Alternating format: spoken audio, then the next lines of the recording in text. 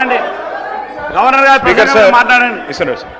Speaker sir governor గారి ప్రసంగంలోదే మాట్లాడుతున్నారు speaker గారు. I'm speaking on governors address only. మీరు వినండి. మిస్ వరల్డ్ పోటీలో మాట్లాడండి. మీరు బయట పేపర్ అన్ని కటింగ్ తీసుకొచ్చి మాట్లాడితే ఎట్లా? వరల్డ్ పోటీల గురించి చెప్పలేదా గవర్నర్ గారిని? గవర్నర్ గారి ప్రసంగం దాని మీదే మాట్లాడుతున్నా. మాట్లాడండి. మిస్ వరల్డ్ అందాల పోటీల గురించి చెప్పారా లేదా గవర్నర్ గారు?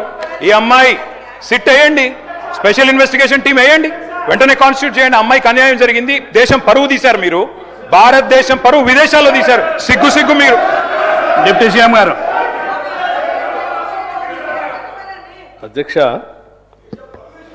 మనం రాష్ట్ర ప్రజల గురించి,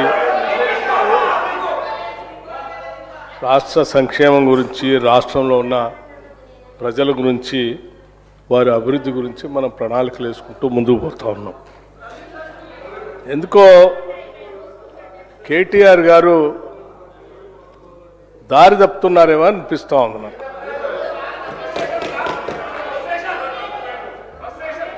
కేటీఆర్ గారు మహిళల గురించి మాట్లాడుతూ, సరే మీకు ఎట్లాగో మహిళల అభివృద్ధి గురించి కానీ వాళ్ళ సంక్షేమం గురించి ఎటువంటి ఆలోచన లేదు, ఉంటే గతంలోనే మీ ప్రభుత్వ హయాంలోనే చాలా సంవత్సరాలు ఆ క్యాబినెట్లో మంత్రులను కూడా మహిళలను కూడా తీసుకోలేము. మీరు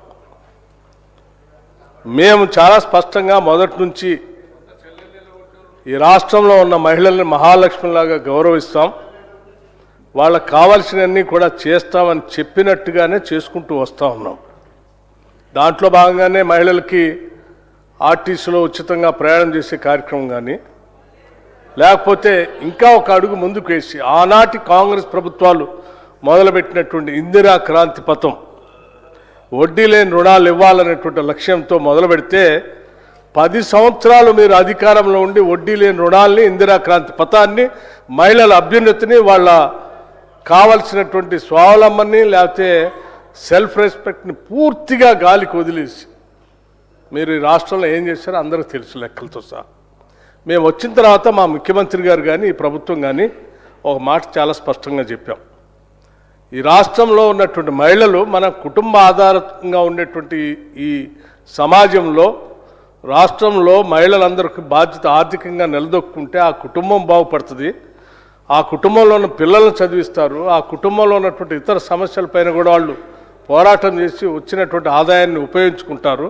తద్వారా కుటుంబంతో పాటు సమాజం, ఈ రాష్ట్రం కూడా అభివృద్ధి చెందుతున్నటువంటి లక్ష్యంతో వాళ్ళని ఆర్థికంగా నిలదొక్కుకోవటం కోసం సంవత్సరానికి 20,000